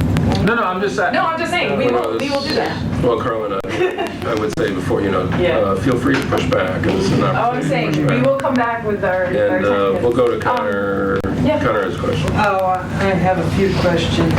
One of which is there a thing on Dropbox that has all the info on this? I assume there is. Yeah, it is. Well, Because I think there's something I don't know. But Spain, that was a company that was taking the kids. Is this a company? And they're trusted? Yes, we're going through a company called Education First, and they've been around for 50 years. What was it called? Education? Education First. Education. EF tours. EF Tours. Is this the one you used before? Yeah. But Connor, did you want to expand? Did you expand on that? The company? Yes. Did you use them before? Yes, we used them before, and there's two things about the company that I like. One is that every single day there's an educational component to the day in terms of what we are doing. And there's also a sort of free to be you and me ecological, where you go and hang out at a waterfall kind of component. So we would visit biodiversity reserves and the volcano and national parks and things like so that was sort of a nice balance. The other thing was just like the one that we used for the Spain trip, they do give us a full-time 24-hour courier. So when we lost bags last time, or if we have passport issues, or getting to the embassy is not a problem. So we've had not massive issues in the past, but having someone by your side 24 hours a day is Losing kids, things like that. Anyway, yeah. go ahead, Connor. We lost some kids. There. Yeah. Are you at your set level of 29? No. Then, so you, and I appreciate this openness to egalitarianism and equity that I think had been not as fulfilled in past trip requests that I have seen. So I want to echo the board and thank you. But you said it's open to everyone, and the only thing, you talked about handwritten letters to selective students. So my question, I guess, how are these students selected, and would it be radical to essentially write a letter to every family who's on free and reduced lunch, letting them know about this trip, as opposed to just... Can't do that. Okay, sorry. Never mind.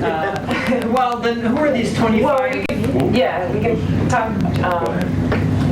Well, no. How did we get here? No, not by doing names, but yes. Yeah, okay.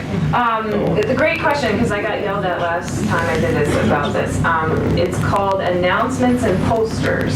So we made announcements for almost 2 or 3 weeks, I think. We had multiple meetings and multiple posters, and every single science teacher sort of like, maybe not. Okay. We asked all science teachers to sort of spread the word, but I don't know. The announcements sometimes don't get heard, so. On the announcements, are there something like, we have scholarships? Is that because I hadn't heard anything. No, but we've had kids come ask, like they've come and said, I'm not sure we can afford it. Can we talk about it? And we've talked about it. So we haven't put that on the announcement, but we certainly could. I know this is legal because they do it with the graduation cap and gown, so I would suggest that you do, well, it's just a suggestion. Okay. I mean, I could see scenarios which students may feel so awkward that they would never imagine it. If you do it to all students. Right. Well, it's the announcements. It's the announcements, so everybody hears it. Yeah. Yeah, Go ahead, Jason. Yeah, I just wanted to say that in the last 2 years or so, talking about these trips, and I'm looking at the field trip form, and these folks, like others, have dutifully filled out the form. And our form doesn't push that thinking in terms of the inclusivity and the planning that needs to go through. We talk about goal of 9, 10. We're highly subjective. These 2 educators are ahead of the game in many respects in making sure the trip is inclusive and having a plan to do that. Certainly all the international field trips go through secondary schools. We have LACS trips as well, and I think what we'll do is work with the team of folks here as well as Danielle and the policy committee, whether it be protocols or established policy, to really make sure that this is beyond just the scope of what the trip looks to do and learning standards, really goes after, so how many folks are we looking to make sure are included, what are the fiscal plans to ensure that it is inclusive as it can be. So I think that'll make sure that that'll be a strong step in the right direction to really balance that and make sure it's a priority before folks get to this table. Go ahead, Sean. Yeah, I think we're happy to work with that, in particular the form to sort of highlight that. I'm inclined, given the work that's been done to date, like Mr. Peacock, I was also considering trying to postpone the vote because I think oftentimes we have lip service being paid. I'm much more inclined to approve the trip, but to still have you all come back, right? To understand that this is a work in progress, and I think as Seth said, there's ways in which we can demonstrate leadership in these trips and how to do these things, because oftentimes it's more time, right? It's additional work, and we understand those things. But the ways in which we can work together to sort of make it an experience for all young folks is good, and to use this as sort of maybe a model's the wrong way, but a test run probably be a better way of saying it, right? And see where we find ourselves and what kind of work we can do. So thank you for the work, and hopefully we'll have you back before you all take off. Chris, to echo what everyone just said, but I'd like you to come back to actually prove that it can be done, because I do believe we can do this. And, you said a lot of things that I like to hear, because, you invited students, you focused, that made them feel welcome, and they were wanted, because I think the mentality is that's not for me. And that's important that we break down those barriers. You set the bar for the other folks who go on trips that are going to come before us, and hopefully they're watching. I really like children working a year towards, I know this is going to surprise everybody, working towards going on a trip, because no, not everything is free, and you do have to work for things, and there's nothing wrong with that. And I actually like, for me, a portion of these trips where kids actually do work and pay for themselves and not their parents. As a requirement. As a requirement, so. 2 and 3 jobs. U.S. next labor. I'm just throwing it out there. Please tell me where I can get my t-shirts. Oh, yeah. And I would be more than happy to volunteer my time if you needed. So we can get them all jobs at Reitman. Yeah, I was going to ask. I was like, so And Pat, and then Shirley had a quick question. Yeah, just a couple of comments besides the obvious one that Seth and I are sitting here going, was it really 4 years ago that our kids went on this trip? One of the benefits of this trip, is, as you've noted, is that it targets a much more inclusive and broad group of students at an earlier time, and I seem to recall that I couldn't have been on the board 4 years ago when we approved the last one, so I must be thinking of a different trip that I approved, is that one of the things the board has said about, please come to us sooner so that you can have concerted fundraising to be able to include more students. And the point that you're all making, that you need to make a little extra effort to make kids who might not have this on their radar be comfortable doing something like this, is a really important one, because what we're looking at is just a mirror of study abroad across the nation.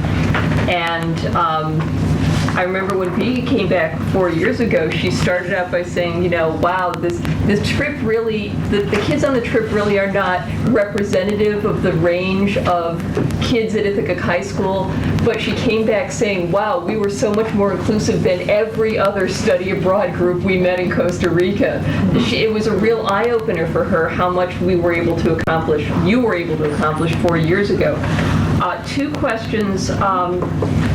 I know that at the college level, a number of third-party providers will actually provide scholarships either based on economic need or diversity. Does EF do anything like that? I don't know anything about the providers that do high school trips. Have you run across anything like that? I haven't seen anything from providers. They do a very interesting thing of really focusing in on the teachers. Like, if you get X number of kids, we'll give you this kind of, we'll throw you a Kindle kind of thing. So it's kind of wacky, but what they have done for us is keep the price steady. Like, the initial was price goes like this, and what they just did was say, okay, price is set, you've got your target goal, and so they maintain a price for us for a very extended period of time, which was really kind of nice, because I know the flight prices are just creeping up. Yeah, they are.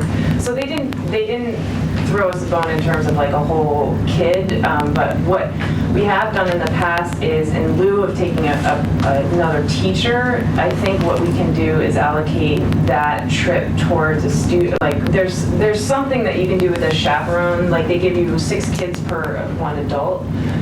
Kind of deal. So I think there's something you can swing with the chaperone spot, because legally we need it's a 10-to-1 ratio internationally. Even though I'm better with 6-to-1, but well, my other question I think was going to be, what if you don't hit the fundraising goals? What happens to the kids who need the help, and what happens to the whole trip? Do you have any contingency plans at this point? I think at that point I would reach out to the parents of the other students going on the trip, and that actually has been a source of, I know for the 8th grade trip at DeWitt, they got a lot of kids paid for through other parents offering additional funding.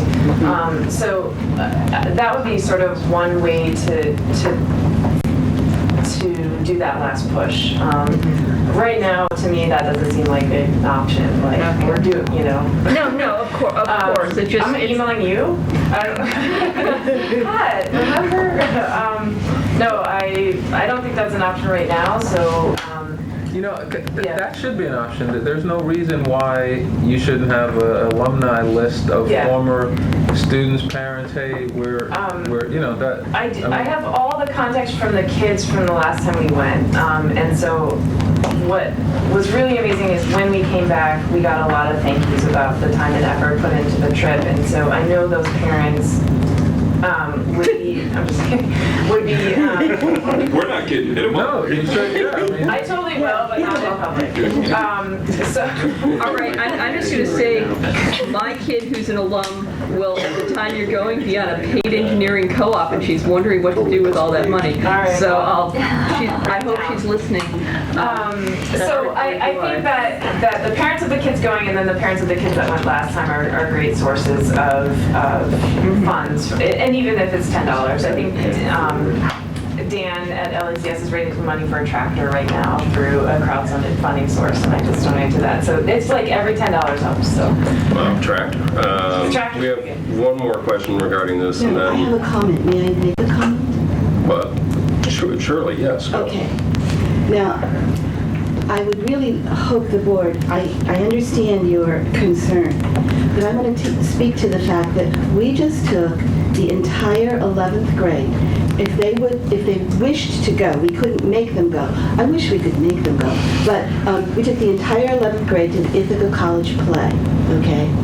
I teach 2 11 honor sections. I teach 2 11 sections. 90% or 95% of my 11 honors students signed up immediately, okay? I worked and I worked and I worked, and I got over 50% of my grade 11 students willing to go. And I was really happy, but it took an immense amount of work, because it's not there's competing interests, like I don't want to give up my 3 hours at BOCES to count my hours and things like that, but it was worth it. And so if the board is really serious about creating a culture of people, of kids going, if you would sort of ask the administration to say that maybe there should be more of these, a class a year goes together to something like that everybody goes to. Everybody goes to. That we do this. This is our way we do these things. Like, at Boynton, everybody does this or whatever. But at the high school, we don't have an everybody does this kind of thing. If we could have that kind of mentality, I think it wouldn't be so hard. They're working tremendously hard. They're working tremendously hard. So, and I just want to say, let them do it. Thanks, Shirley. To that point,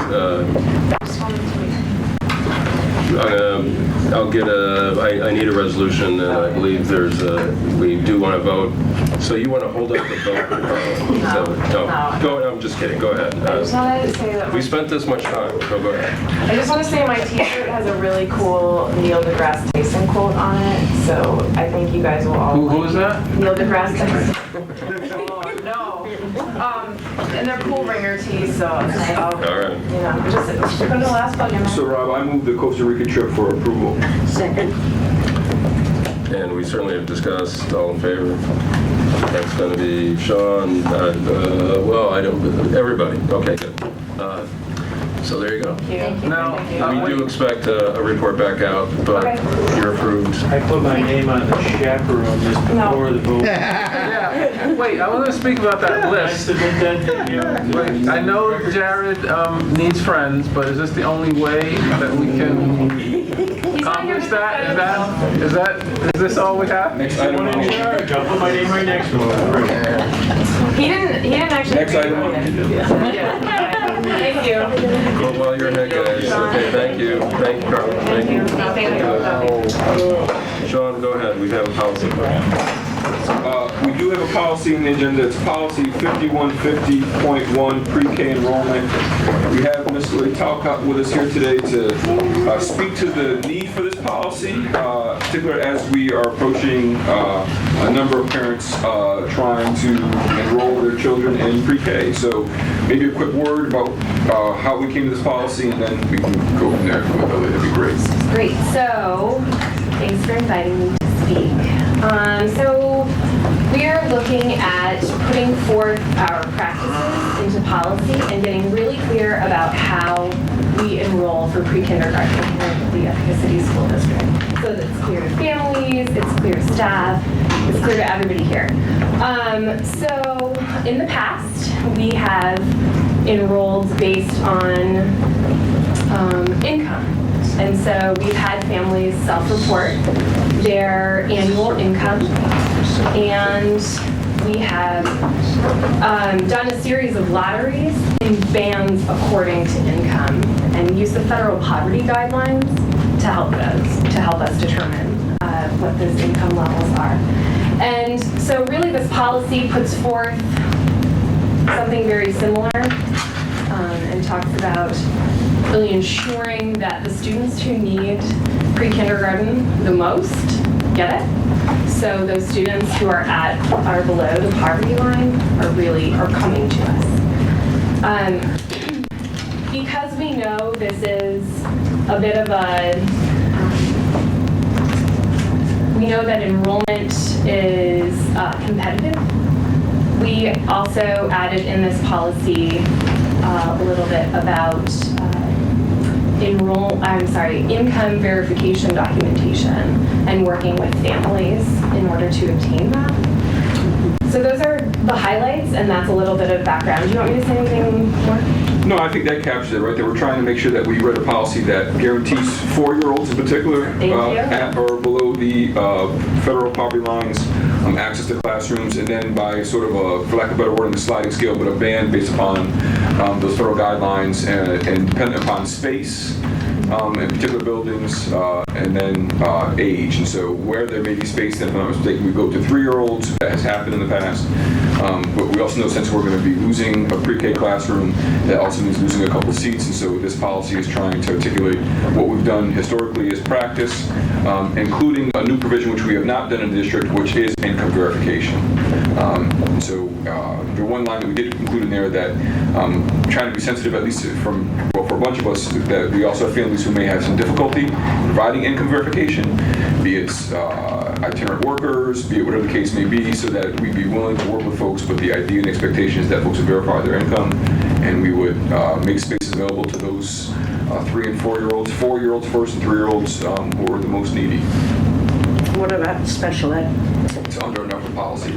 So enrollment in special class integrated setting classes as with that service on his or her IEP, that's determined through the Committee on Preschool Special Education. Okay. And those students this policy wouldn't apply to those students. Correct, and that's included. It actually says it. That's at the bottom of the policy. Paragraph. I didn't get there. I will add that income verification documentation has been required through our Head Start, our connection with Head Start, our contract. We have done it in the past, just haven't been a requirement as a blanket requirement. In the past, was there not some thought that there would be some families that would not take part of pre-K even if they were eligible because they did not want to provide information, or is that, I mean, that was an obvious concern, right?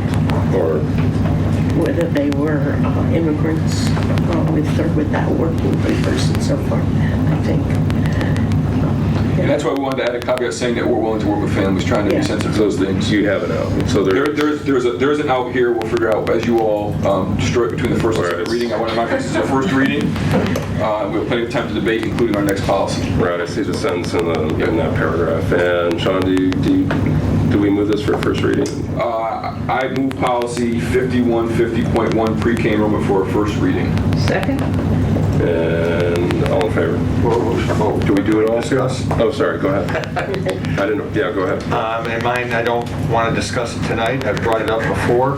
We got the December 1st date there, which is with our kindergarten date. I'd be an advocate of moving that to September 1st. I continue to be an advocate of moving it to September 1st. I haven't changed my mind.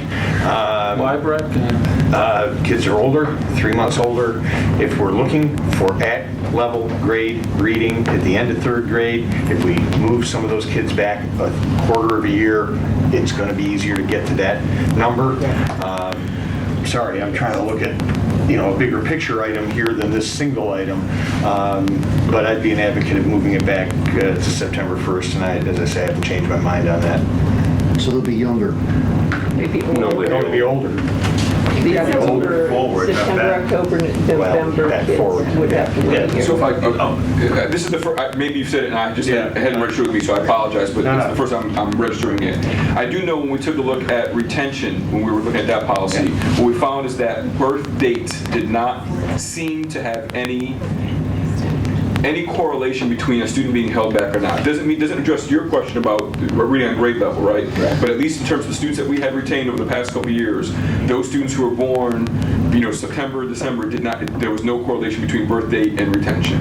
So I don't know what that means. I just want to put that data point out there in terms of some of this. We've been looking at it and having some of these conversations.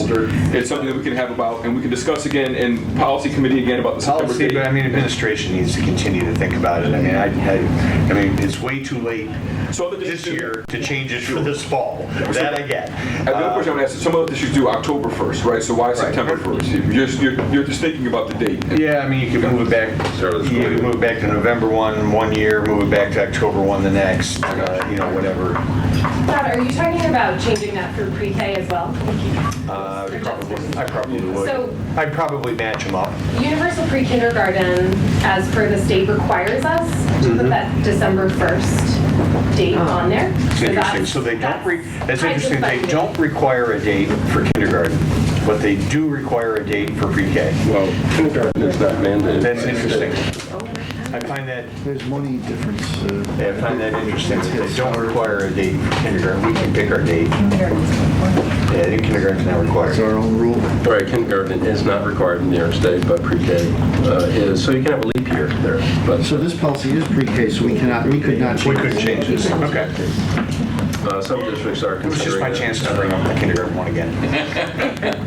We're still on the first reading. Any comments, Seth? Yeah, just when you review this, we seem to be very specific in terms of how it relates to the federal poverty level. Yeah. And I wondered if there was any discussion, or should there be a discussion about what the purpose of this policy is to do what, and why does it have to be so specific in terms of why can't we just say we will review, pre-K enrollment decision will be based on income, and then, Matt can say this year we're going to go 124% instead of these kind of locked-in policy numbers because, just a general policy, and then the administration will make the determination of what percentage of policy, because you may capture more, just have some flexibility. So that was just a thought.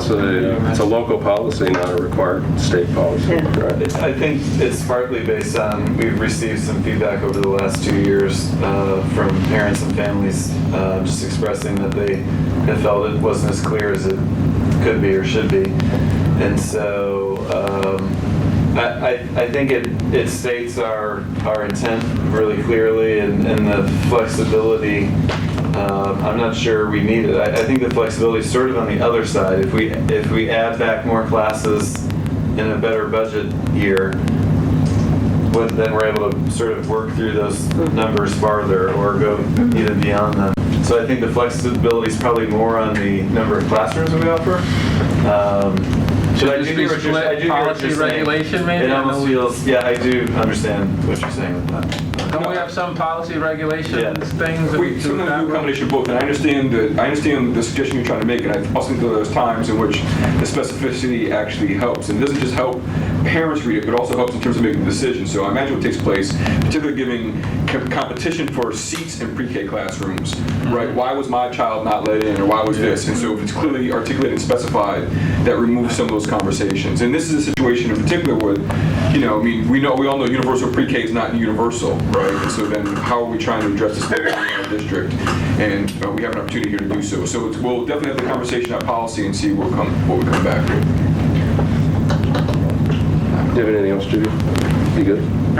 Any other comments now? It is a first reading and it'll go back to policy. All in favor? That's everyone. Sorry, Brad, I thought you were raising your hand earlier to move things along. So, Yeah, I was trying. No, that's fine. And, I'll move go the ahead. resolution to appoint election officials as printed in the agenda. Second. By Judy Knox, it is there before you. Any questions? Thank you to all of them for agreeing to do it. And Danielle, these are all correct? No changes, correct? No changes yet. Okay, it does happen. It does happen, but as printed, it is correct, okay? All right, so all in favor? That's everyone, and we thank the folks. Paid a little bit for that day, but we thank them for next Tuesday, because we will get a result a little bit after 9 o'clock by the electronic voting that we have now. It doesn't take all that long. So we have an interesting week coming up. There's more opportunities to be out and about and talk to folks tomorrow and through the rest of the week. Any other? Yeah, I got a quick thing. Go ahead, Joe. A friend of mine who was a member of the local Rotary, which our superintendent is also a member of, is starting up a little campaign and working with our principals, nurses, and after-school directors. So this is just information for you. It's about the Global Hand Washing Day and the encouragement of all of our students to wash their hands and the importance of washing their hands. Oh, if we only had bathrooms in which to do it. But that's, And what day is that, Jay? It is in October. Oh, well. But actually, this is a campaign to promote hand washing throughout our schools, and in particular the elementary schools, year-round. And there's going to be posters, and the Rotary's behind it. There's some money behind it, posters, and there's handouts and things like this. So you'll see about it. And the nurses have heard about it. The superintendent's on board. Principals have heard about it apparently. So, yep.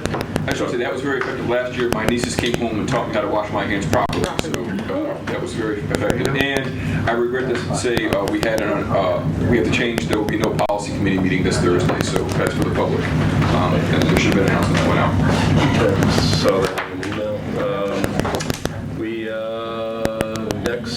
next Tuesday is the budget vote, and May 21st at 8 o'clock. Is that what I'm saying? We will be verifying the election results. That is on Wednesday after finance. After finance. There will be a finance What meeting. time is that? You pegging is that? 8 6 o'clock. o'clock for finance. 8 o'clock. Facilities, 8 o'clock for the board meeting. So we will need a quorum next Wednesday at 8 o'clock here. It's 8 to certify the vote. We just need a quorum. But we'll be and Pat will be on a plane. Then maybe we won't. Maybe going to Costa Rica, who knows? But it's going to be a good week, and we'll see everybody next time. Thank you. We are adjourned without objection, right?